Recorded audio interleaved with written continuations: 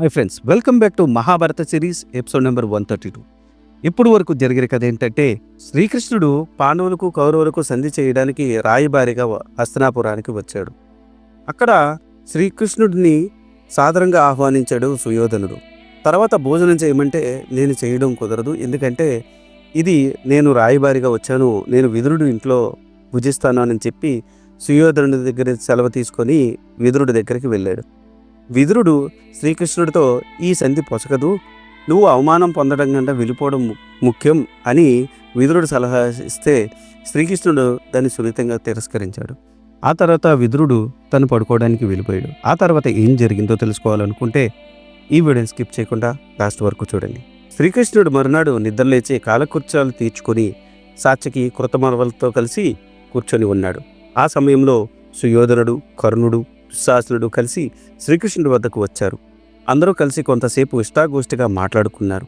తర్వాత సుయోధనుడు శ్రీకృష్ణుడిని చూసి, కృష్ణ, నా తండ్రి ధృతరాష్ట్రుడు బంధుమిత్ర సపరివార సమేతంగా కొలువి తీరి ఉన్నారు అని చెప్పాడు. అంతటా శ్రీకృష్ణుడు సాత్యకి కృతవర్మలు వెంటరాగా సుయోధనుడు, దుశ్శాసనుడు, కర్ణుడు, శకును వెంట పెట్టుకొని రాజభవనానికి వచ్చాడు. విదురుడు ఎదురుగా వచ్చి శ్రీకృష్ణుడిని ఆహ్వానించాడు. సుయోధనుడు, కర్ణుడు శ్రీకృష్ణుడికి దారి చూపారు. శ్రీకృష్ణుడు కొలువు కూటమిలోకి రాగానే ధృతరాష్ట్రుడు మొదలగు వారు శ్రీకృష్ణుడిని ఆదరంగా ఆహ్వానించి స్వాగతం పలికారు.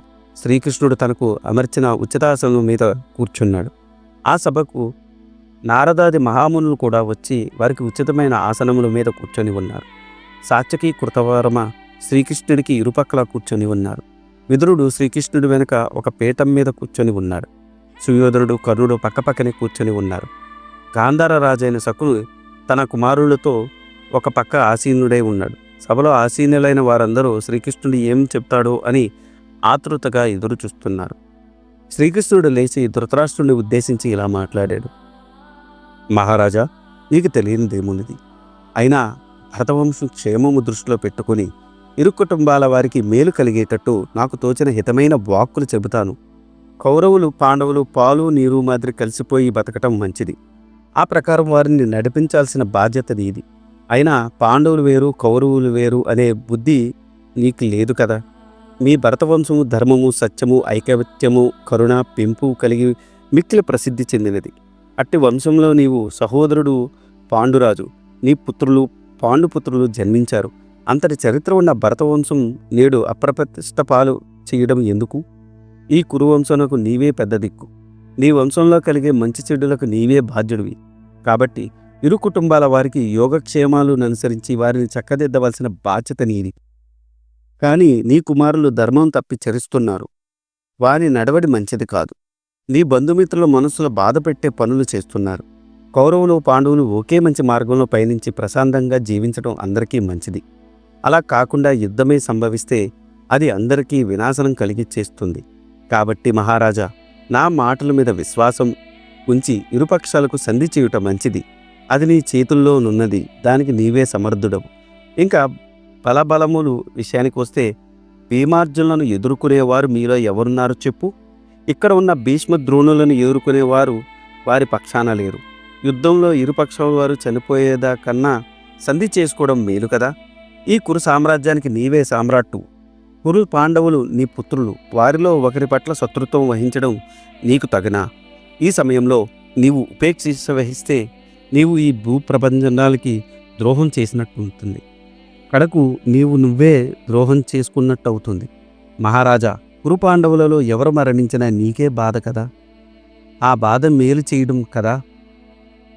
అదీను కాక కౌరవులు, పాండవులు పండితులు, పరాక్రమవంతులు, బాహుబల సంబంధితులు. అలాంటి వారు ఈ కొరగాని యుద్ధంలో మరణిస్తూ ఉంటే చూస్తూ ఊరుకోవడం మంచిదా? కాబట్టి కురుపాండవులను యుద్ధంలో మరణించకుండా నివారింపుము. అప్పుడు నిన్ను, నీ రాజనీతిని జనులందరూ మెచ్చుకుంటారు. అదియు కాక పాండవులు తండ్రి లేని పిల్లలు. వారిని చిన్నప్పటి నుంచి చేరదీసి పెంచావు, పెద్ద చేశావు, విద్యాబుద్ధులు చెప్పించావు. ఇప్పుడు వారిని నిష్కారణంగా విడిచిపెట్టడం న్యాయమా? కడపటి వరకు వారిని ప్రేమతో చూడవలసింది నీవే కదా. పాండుకుమారులు నీకు భక్తితో నమస్కరించి నీకు ఐక్యకంఠంతో చెప్పుతున్న మాటలు చెబుతున్నాను. తండ్రి, నీ మాట ప్రకారం మేము 12 ఏళ్ళు అరణ్యవాసము, 1 ఏడు అజ్ఞాతవాసము చేశాము. మా తండ్రి పాండురాజు బతికి ఉన్నప్పుడు పరిపాలించిన అర్ధరాజ్యమునకు మేము అర్హులము అని నిశ్చయించుకున్నాము.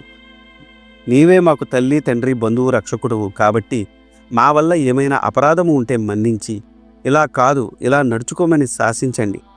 ఏనాటికి మాకు నీవు తప్ప వేరే ఎవరూ లేరు. మా గురించి సుయోధనాదుల గురించి ఎవరూ అనుకోరు. మాలో ఎవరి తప్పు ఉన్నా నీవు ధర్మం తప్పకుండా సదభిప్రాయం ఉంటే వంశధర్మం నిలిచి ఉంటుంది. సత్యము ధర్మమునకు హాని కలిగినప్పుడు వాటిని రక్షించే శక్తి ఉండి కూడా ఎవరైతే అశ్రద్ధ వహిస్తారో అది వారికే హాని చేస్తుంది అని చెప్పమన్నారు. మహారాజా, వారు పలికిన ఆ మాటలకు మీరు ఏం చెబుతారో చెప్పండి. నేను ధర్మమును, నీతిని, మనకు ఉన్న బంధుత్వమును ముందు పెట్టుకొని నాకు తోచిన మాటలు చెప్పాను. మీరు క్రోధము, మత్సరము విడిచి తగిన నా నిర్ణయం తీసుకోండి. కాబట్టి పాండవులకు వారి రాజ్యభాగము పంచి ఇచ్చుట కంటే కార్యము వేరే ఏముంటుంది? దీనికంటే ధర్మము వేరే ఏముంటుంది? ఇంతకన్నా సముచితమైన విధానము ఏముంటుంది? ఇంతకన్నా నీవు చేయదగినది ఏమున్నది? ధర్మము నెరింగిన పెద్దలారా మీరైనా చెప్పండి. కాబట్టి మహారాజా, నా మాట విను, ధర్మం పాటించు. పాండవులకు చెందిన వారి తండ్రి రాజ్యభాగం వారికి ఇచ్చి నీకు చెందిన రాజ్యభాగం నీ కుమారులకు ఇమ్ము.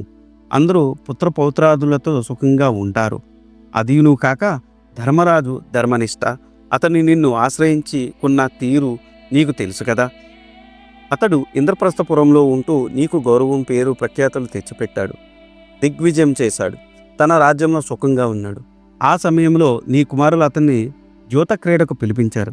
అతని సంపదనెల్లా హరించారు. నిండు సభలో ద్రౌపదిని అవమానించారు. వీటన్నిటికీ నీవు సమ్మతించావు. వారిని అడవులకు పంపావు. అష్టకష్టపాలు చేశావు.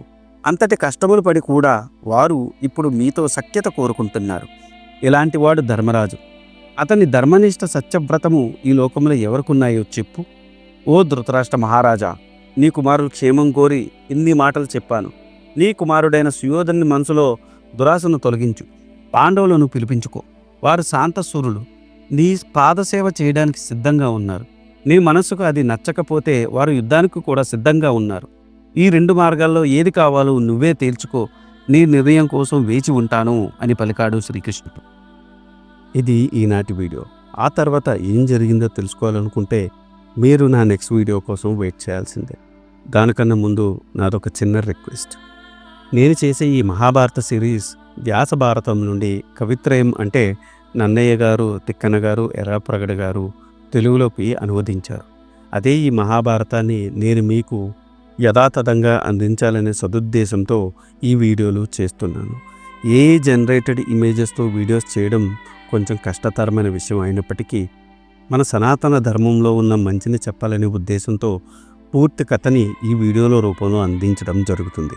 అందుకని మీలాంటి వారి సపోర్ట్ నాకెంతో ముఖ్యం. మీరు నన్ను సపోర్ట్ చేయాలనుకుంటే జస్ట్ మీ అభిప్రాయాన్ని కమెంట్ల రూపంలో తెలియచేస్తూ, లైక్ చేస్తూ, 10 మందికి షేర్ చేస్తూ మన ధర్మాన్ని 10 మందికి అందేలా చేయాలని కోరుకుంటున్నాను. ఈ వీడియో కనుక మీకు నచ్చితే do like, share and subscribe. Thanks for watching. జై సనాతన ధర్మం.